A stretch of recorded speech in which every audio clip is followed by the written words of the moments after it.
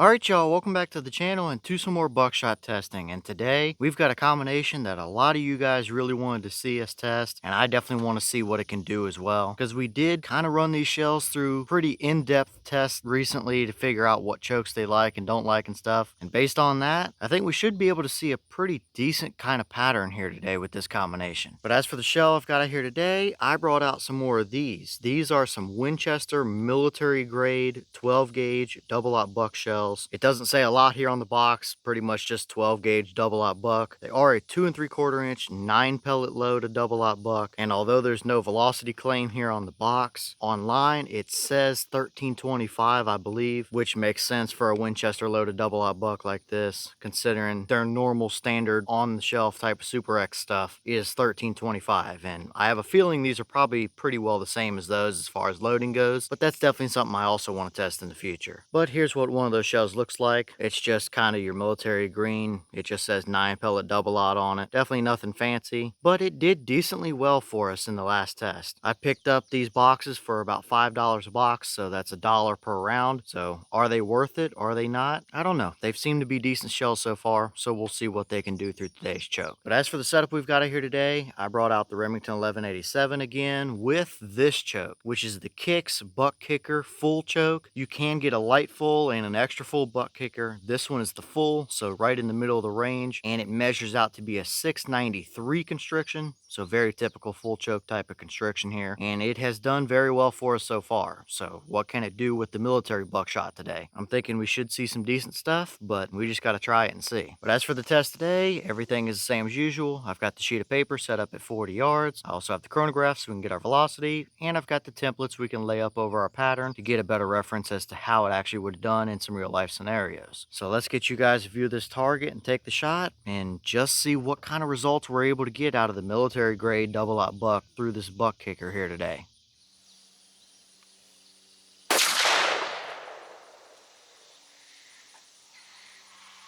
Okay, so that shell gave us 1269 through the chrono. Like I said earlier online, they're supposed to be about 1325, so we are a little bit under that claim, but this is pretty well exactly what we had seen previously out of these shells, is that mid to high kind of 1260, 1270 type of velocity range. So we are absolutely normal for these shells from what I've tested so far. So I would say probably 1250 or 1275 should be a more realistic claim for them. Either way, 1269, plenty good enough of a velocity. But how did they actually pattern down there at 40 yards? Let's go check it out and see what we got.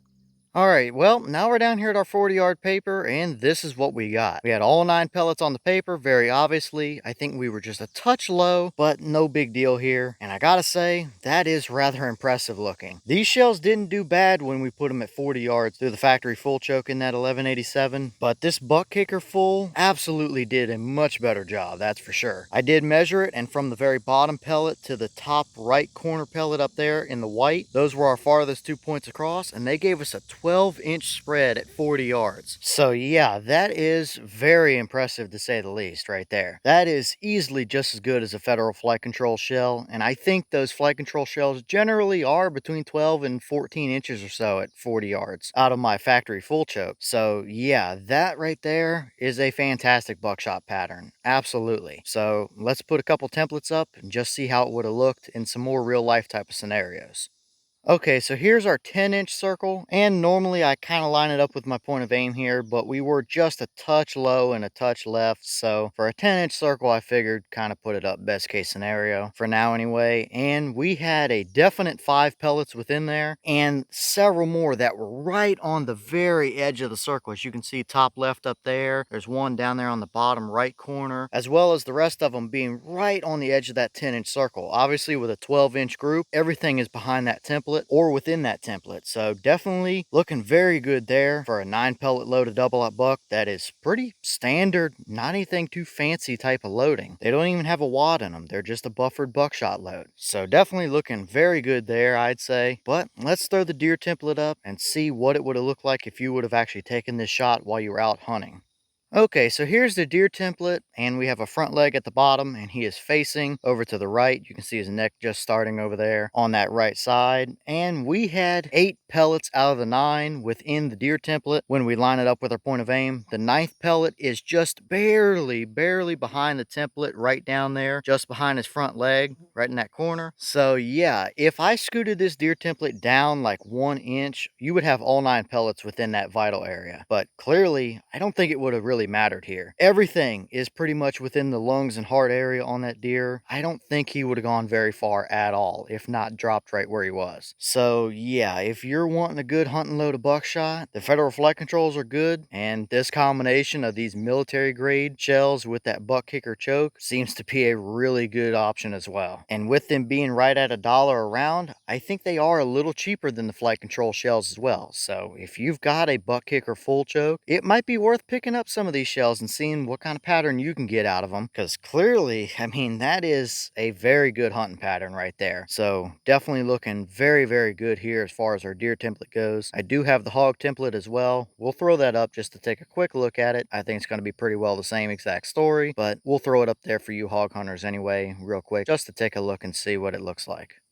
Okay, so here's that hog template, and yeah, it's pretty well the exact same story. We have 8 out of the 9 actually on the template. The one we're missing is just off the template behind his front leg there. So if we were to scoot that template down, you know, an inch or so, you would have all 9 of them within there. Clearly dead hog all day long, no question about it. So I gotta say, I'm rather impressed with these shells and this buck kicker choke today. So far, when we've tested this buck kicker, we've seen some good results, but it still was kind of on the fence a little bit about whether it was actually better or not than a factory full choke. But clearly today, I'm saying that there might be a little bit of something to these buck kicker chokes, because this combination really worked for us. I would not be scared to hunt with that any day of the week, that's for sure.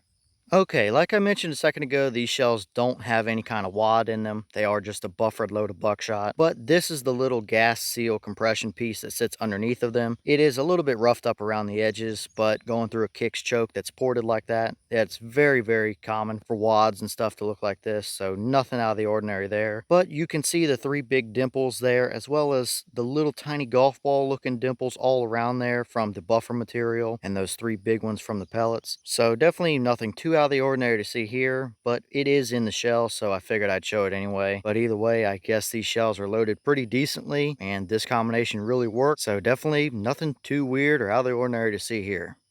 All right, y'all. Well, what did you think about that pattern right there? Definitely nothing short of impressive. 12-inch spread out of a pretty basic overall buckshot shell. Definitely no fancy wads or anything in there. I'd say it did pretty well for us, that's for sure. You can't really complain too much about that. That would get it done on anything you would ever need to use it for. So I wouldn't be scared to take that out into the woods after some hogs or deer or anything like that. I mean, you could really do some damage on coyotes and stuff with that kind of a pattern as well. So at the end of the day, is that buck kicker worth it? Yeah, it does look like it. And are these military grade buckshot shells at about $1 a round worth it? It still might be a little bit on the expensive side for what I would kind of like to see buckshot at, but hey, as compared to other loadings out there and the performance they get out of them and stuff with today's prices, that's definitely not a bad option right there for you, that's for sure. I mean, I think that's a little cheaper than the flight control shells, and you easily get the same kind of performance out of that combination. But as always, let me know what you guys think down in the comments. Is that about what you expected to see? Were you a little surprised one way or the other? Have you tested the military grade shells, the buck kicker chokes, or the combination of them? Would you hunt with that kind of a pattern? Let me know all that down below. But with that being said, I've got some more testing to get done for you guys, so I'm going to get back to it. As always, we have the channel Instagram as well as the mailbox where you can send stuff if you'd like. All that information will be in the description if you're interested in it, but I'm going to get back to it, so I'll see y'all in the next one.